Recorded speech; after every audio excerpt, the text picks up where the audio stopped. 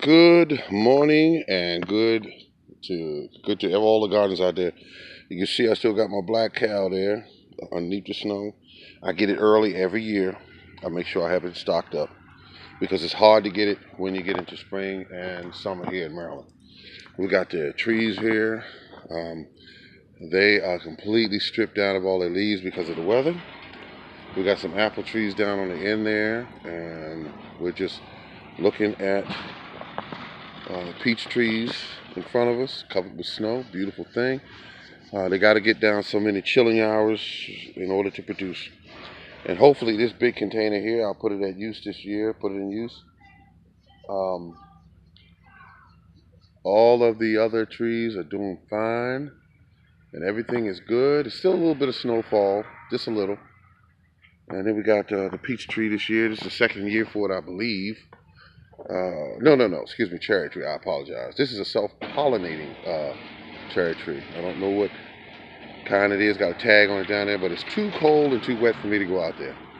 Over here, we got our early variety peach tree, which is Alberta, which I really like. It always the first one to blossom in the spring, the first one. So over here, we got the Georgia, and then we got the Hale Haven. I believe it's a Hale Haven, but it has not really produced well at all.